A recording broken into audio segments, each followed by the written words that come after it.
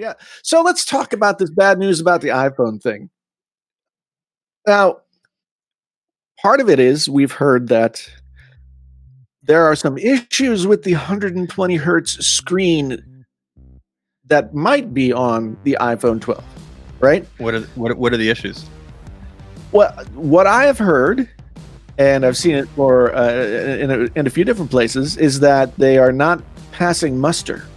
They're not living up to Apple's standards, and so I guess according to our friend John Prosser, they are still testing 120 hertz screens.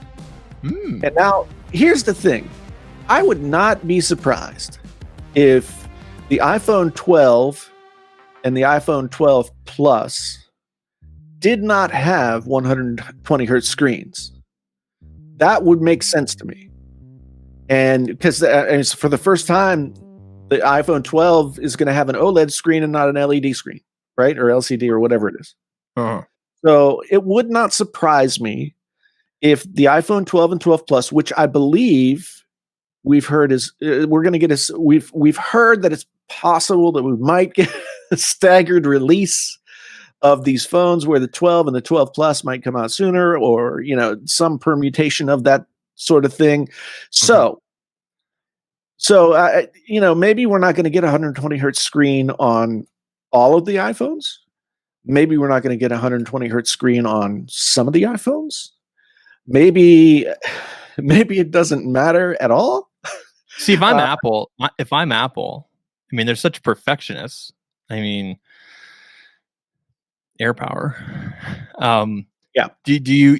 I would think, unless you can get exactly what you wanted or what people would expect, then don't release it, because the fact is that your core audience, your core buyers, not you and I, not Viper, not the people in the chat here, probably not even the people listening, right, are the ones that are gonna care about that kind of stuff. Do you know what I mean?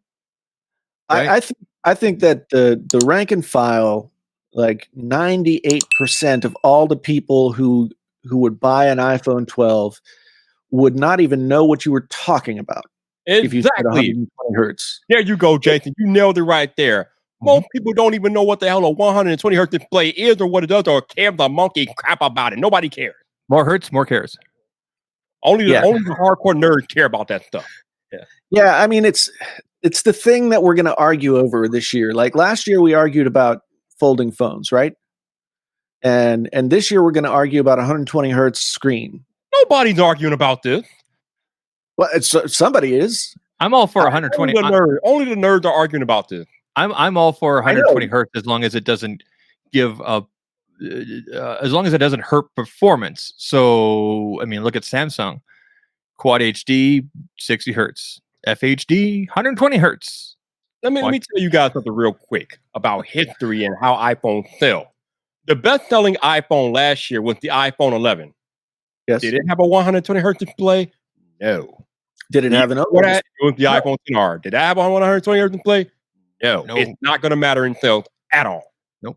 It's not going to make any difference whatsoever to the people who Apple's actually trying to sell the phone to. Cucumber. Apple's trying to sell the phone to people who don't even know what 120 hertz is. Yeah. And so it doesn't matter if it has 120 hertz or if it doesn't have 120 hertz. None of it matters. Because on a 6-inch screen, you might be able to tell, like, oh, the scrolling is a little bit smoother. Isn't the iPad Pro? Yeah, but I can't.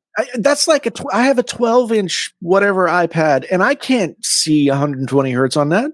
I only notice it once in a while on mine. Like I'm watching the stream, for example, and that's not a good example, but I only notice it when I'm doing the occasional like scrolling stuff.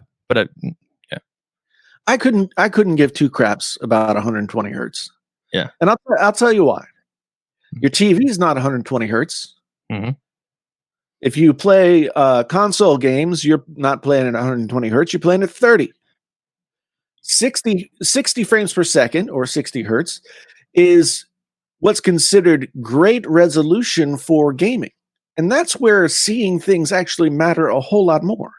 Mm. Now, a lot of people game on their phone, sure, But at that scale, at the 6-inch or so scale, it doesn't mean anything. It doesn't have any appreciable benefit at all. Yep. All right. So about this whole 120 hertz thing. So there's a lot of different factors that are going into whether or not the iPhone will have a 120 hertz screen this year. First chief among them is battery life. I think like Jason was just alluding to. There are reasons why you can't do 120 hertz and Quad HD on the Galaxy Note 20 or the S20 Ultra for that matter. It's because Samsung wants to conserve battery life. Otherwise, they would allow it. Consequently, you can do both on the OnePlus 8 Pro. Because OnePlus doesn't care. They want the maximum effect possible. But Samsung, who actually makes the display for OnePlus, won't even enable it on any of their flagship phones this year. So if Samsung is that worried about battery life on their flagship phones, I can't imagine Apple jeopardizing battery life to include a 120 hertz display. Not to mention, we've heard rumors this year that the iPhones are costing Apple more this year because they're including 5G, and we know that Qualcomm is upping the price of 5G for everybody. So because of the increased cost of 5G and putting that into iPhones, Apple is trying to cut costs in other areas of the phone. And a lot of that, I guess, is coming down to battery. Apple trying to kind of minimize the process of the battery. So by them doing that, it's going to reduce the size of the battery that we're going to get in this year's iPhone. So go ahead. Here's the thing about that, though. I mean, if Apple wanted to like go into some sort of cost saving mode, which would be ridiculous because they would exactly what's going to happen to the Note 20 is what would happen to the iPhone. If they cut battery life or anything like that, everybody will just be like, "This is crap. I'm not going to buy it." Apple, if they wanted to like cut some costs, they wouldn't make 4 phones this year. They'd make 3 like they did last year, right? Yeah. So, but we don't know. I mean, we don't know that for sure, though. We talked a little bit about this before the show. The only way that Apple is going to walk back on the gains that they got in battery life last year. I mean, and last year was like a huge deal. The battery life in the iPhones was huge last year. So the only way they're going to walk that back and sacrifice any of those gains, well, they're just not going to do it. So they're getting efficiencies. If they're making the battery smaller, they're getting efficiencies somewhere else, whether it's in the software or in the hardware or in the whatever. But they made the iPhones fatter to put in more battery. They're not doing the thing that everybody else is doing right now, or that Apple used to be doing as well.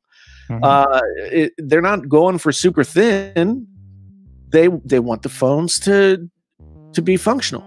And to your point, Jason, that is why I think that there will not be a 120 hertz display this year, because I don't think Apple is going to be willing to jeopardize that battery life to add that in there. Again, in the overall scheme of how you use an iPhone, a 120 hertz screen is not that important. It doesn't fundamentally change the way you use your iPhone. And because of that, and because of the potential impact it can have on battery life, I don't think Apple will include it. Yes, they're testing it. Of course, they're testing it, but I don't think it's going to make it to the final production iPhone. I could be wrong, but I don't think it is. No, I don't think it's gonna happen either.